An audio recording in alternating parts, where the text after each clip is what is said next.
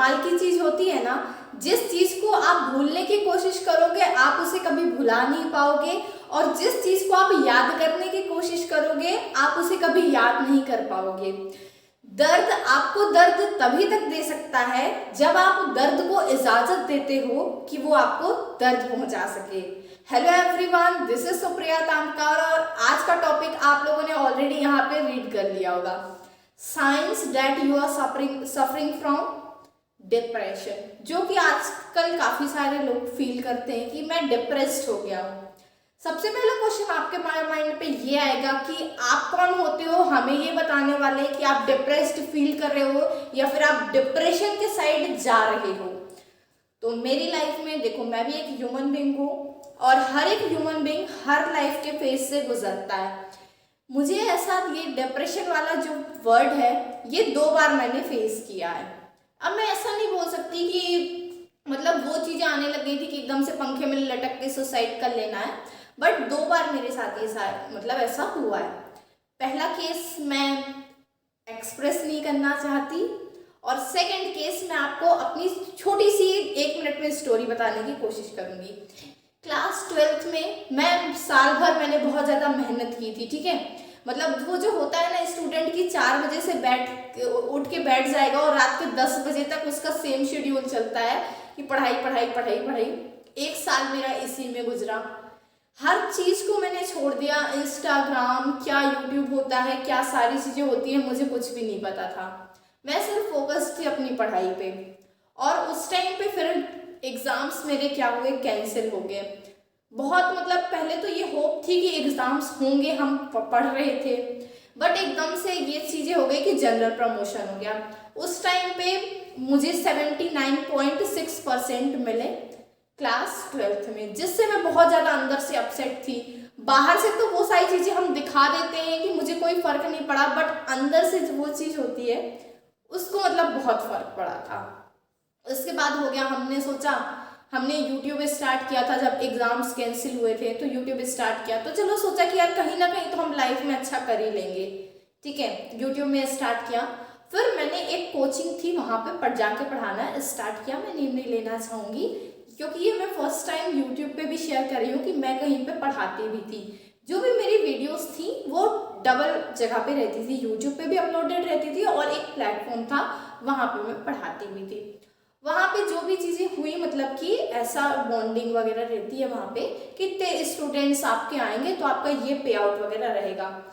मैं सुबह की वही वीडियो रिकॉर्डेड जो हमारी रहती है, 1 घंटे की जो हम लेक्चर बनाते हैं ना, वो 1 घंटे का दिखता है।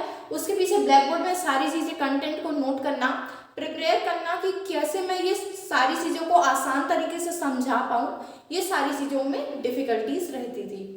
वो सारी चीज़ें मैं पढ़ाती थी। सुबह 4 बजे से उठ के तैयार हो जाना, बिल्कुल बिना नहाए धोए बकायदे क्लासेस रिकॉर्डिंग करना स्टार्ट कर देना। 1.5 महीने तक मैंने वो भी किया। फिर मुझे ये अंदर से रियलाइज़ हुआ कि यहाँ से मुझे पेमेंट आने वाली नहीं है। मैंने वो चीज़ भी छोड़ी, वहाँ से मैंने वहाँ पे वीडियोस डालनी बंद करी। वहाँ से अंदर से मतलब बहुत ज़्यादा एक गिल्ट फीलिंग आने लग गई थी। फिर मैंने ठीक है यूट्यूब कंटिन्यू रखा, मोटिवेशन अपना जो इनर सोर्स रहता है उसको मैंने किया कि नहीं यार लाइफ में कुछ बेहतर होगा।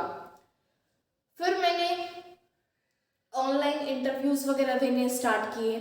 कई सारे जॉब्स के मैंने इंटरव्यू के लिए प्रिपेयर किया और मेरा सिलेक्शन अमृतसर में एक जिम था वहाँ पे हुआ, ठीक है। अब मेरी जिद थी कि मुझे 2 महीने वहाँ पे मम्मी पापा भेज दो और मुझे वहाँ पे काम करना है, क्योंकि मैं ये बहुत ज़्यादा कोविड की लाइफ से बहुत ज़्यादा फ्रस्ट्रेटेड हो चुकी हूँ, तो मुझे थोड़ा सा अपने माइंड को फ्रेश करना है। मैं 2 महीने वहाँ पे जाके वर्क करूँगी और सैलरी वगैरह अच्छी ठीक थी, तो मुझे वो चीज़ें लग रही थी कि मैं जाके वहाँ पे कर सकती हूँ। अब वहाँ पे मम्मी पापा ने बोला कि बेटा तुमने नोएडा में एडमिशन ले रखा है, अमृतसर जाने की तुम सोच रही हो, बट वो टाइम पे मैं उस टाइम पे सोच रही थी जब मेरा कॉलेज स्टार्ट नहीं हुआ था। मैं कॉलेज की पढ़ाई को बिल्कुल भी ज़्यादा नेगलेक्ट नहीं करना चाहती थी, बट मम्मी पापा ने समझाया कि यार बेटा अकेली कर लो, और उनका माइंडसेट बिल्कुल सही था और अल्टीमेटली उनका डिसीजन ना ही में हुआ ना। मैंने काफ़ी कोशिश की उन्हें समझाने की, कन्विंस करने की, बट लास्ट में उनका डिसीजन ना आया। अब मैं यहाँ पे एक वीडियो ऐड कर रही हूँ, आप इसे थोड़ा सा देखो।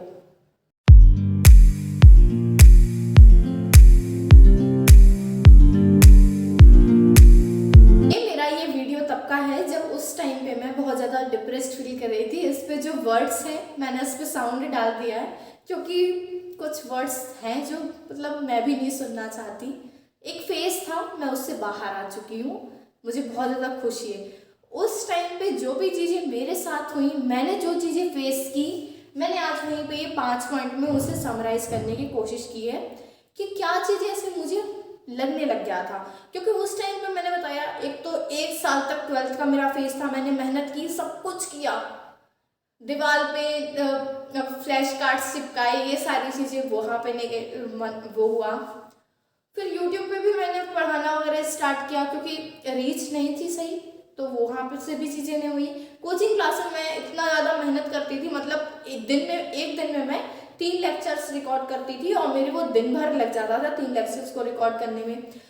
मुझे दिख रहा था कि मेरा टाइम कहीं ना कहीं जा रहा है, बट मुझे रिजल्ट जो वो हमारा होता है ना, हमारा माइंड को रिजल्ट चाहिए होता है, वो मुझे रिजल्ट नहीं मिल रहा था। वहाँ से मैं परेशान हुई। फिर एक जगह बड़ी मुश्किल के बाद भी एक जगह सिलेक्शन हुआ, वहाँ पे मम्मी पापा ने मना कर दिया। कॉलेज स्टार्ट होने का तो ठिकाना दिख ही नहीं रहा था।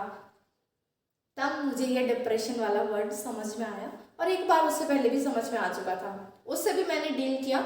फिर इससे भी मैं कैसे बाहर आई, तो वो चीज़ मैं आपको बताऊंगी। सबसे पहला पॉइंट मैंने लिखा है, you can't control your emotion. उस टाइम पे मेरे अंदर ये चीजें आती थी कि सुप्रिया, प्रिया तू ऐसी नहीं है, तू कब से इतना रोने धोने लग गई। बट उस टाइम पे मेरी आंखें जो होती थी ना, मतलब उसमें बस आंसू। कोई भी किसी से नॉर्मल बात कर रही हो, कोई मुझे समझा रहा है, तो मैं उसकी चीज़ों को समझने ही नहीं चाहती थी। बट अपने इमोशंस पे कंट्रोल बिल्कुल भी नहीं हो पाता था, रोने लग जाती थी। सेकेंड चीज, you keep over thinking about everything. अब मुझे वो लगने लग गया था कि यार मम्मी पापा ने गलत किया, ये किया, वो, मतलब मुझे सारी चीज़ों पे ना फॉल्ट्स ही नज़र आने लग गए थे, जो कि हमें as a student, as a teenager हमें ये चीज़ें पता होनी चाहिए कि हमारे मम्मी पापा ने हमारे लिए कितने ज़्यादा सेक्रीफाइसेस किए हैं, और मैं आज भी उसको बहुत ज़्यादा दिल से शुक्रिया अदा करती हूँ। बट उस टाइम पे ना मुझे वो सारी चीज़ें याद नहीं रहती थी कि मेरे मम्मी पापा ने मेरे लिए कितना कुछ किया है। मुझे उस टाइम पे ये दिखता था कि मम्मी पापा ने मना कर दिया, वो चीज़ मेरे साथ हुई। सेकेंड चीज़।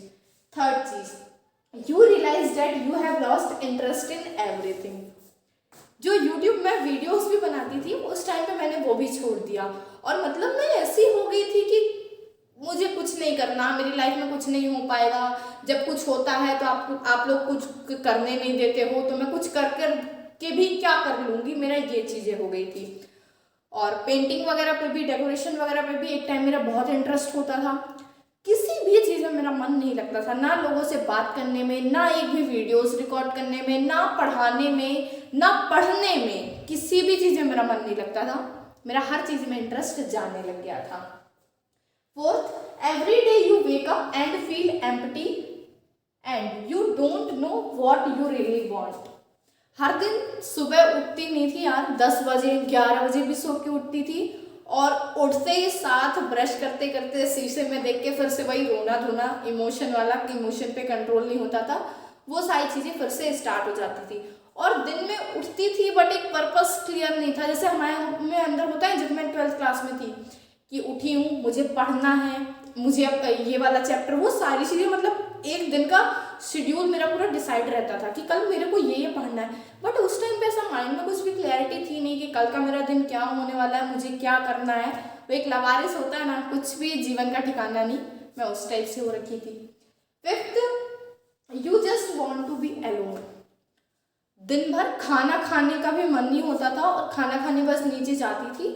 मेरा रूम जैसे 3rd फ्लोर में है, तो मैं ऊपर रहती हूँ, तो मतलब दिन भर वहाँ पे अकेले रहना, और दीदी लोग से भी बातें नहीं करना, भाई बहन से भी बातें नहीं करना, सबसे बातें करना, मतलब अकेले ही रहना अच्छा लगने लग गया था। ना तो फ़ोन में, मतलब मैंने काफ़ी बार ये चीज़ें बताई है कि मैं बुक्स भी रीड करती हूँ, सेल्फ ग्रोथ बुक्स हो गई, हैबिट से रिलेटेड हो गई, कुछ फाइनेंशियल एजुकेशन जैसे रिच डैड पुअर डैड हो गई, द सीक्रेट हो गई, बिजनेस स्कूल हो गई, ये सारी बुक भी मैं रीड वगैरह करती हूँ, और कंटिन्यू से मेरा चलता है।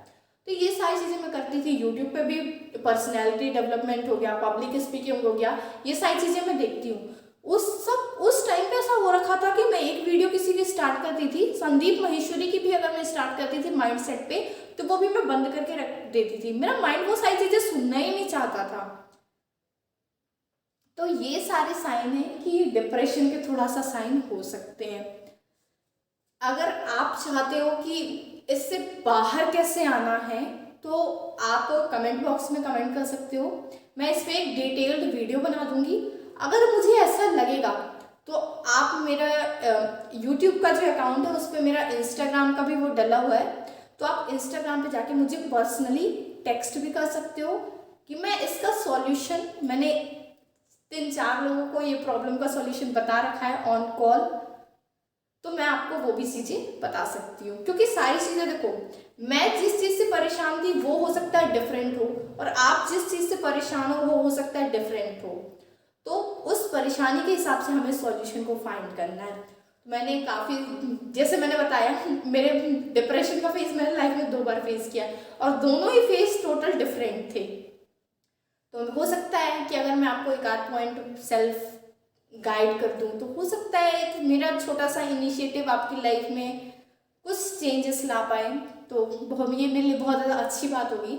और अगर आपको मैं ओवरव्यू बताना चाहूँ कि मैंने क्या किया, तो सबसे पहले जो भी चीज़ें मेरे माइंड में चल रही थी मैंने उसे पेपर पे लिखना स्टार्ट किया, और उसके सॉल्यूशन को अपने अंदर से ही फाइंड करने की कोशिश की। जैसे मैंने पेरेंट्स वाला केस बताया कि मम्मी पापा ने मना कर दिया था, फिर मैंने वही एरो बना के ना लिखा था कि मम्मी पापा ने आज तक मेरे लिए किया कितना है, और किया कितना है। जब वो पूरा पन्ने भरने लगे ना, तब मुझे पता चला कि इतना सब कुछ करने, मम्मी पापा ने इतना सब कुछ मेरे लिए किया, और एक चीज़ मना कर दी तो क्या ही हो गया।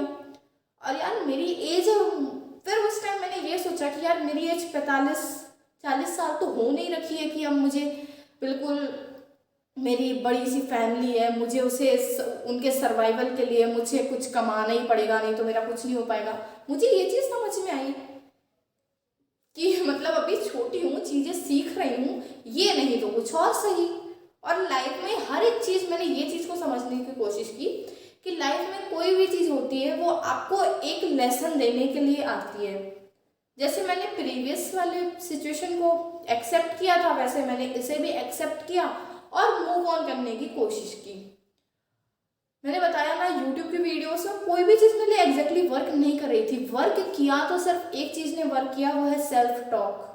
मैंने सेल्फ टॉक को भी पेपर में लिख के किया था, ऐसे ऐसे एरो बना के, किस चीज़ से परेशान है, क्या क्या क्या अभी तू नोएडा में बीटेक सीएस ब्रांच से करने जा रही है, बीटेक करेगी, तो बीटेक क्यों कर रही है जब तुझे यही नौकरी करनी है। तो 20,000 की नौकरी लगी थी, तो अगर 20,000 की नौकरी करनी है तो फिर क्यों कर रही है बीटेक, मत कर बीटेक। तब मेरे अंदर से ये चीज़ आई कि नहीं, मुझे बीटेक करना है, मुझे कोडिंग करनी है। तो मैंने कहा जब कोडिंग करनी है यार, तो फिर यहाँ पे जॉब क्यों करनी है, इतनी ज़्यादा पैसे की रिक्वायरमेंट तो नहीं हो सकती ना। मेरा मकसद ये था कि हम वहाँ से कुछ मैं चीज़ें लर्न कर पाऊँगी, मैं थोड़ा सा जो कोऑपरेटिव वर्ड है मैं उसे देख पाऊँगी।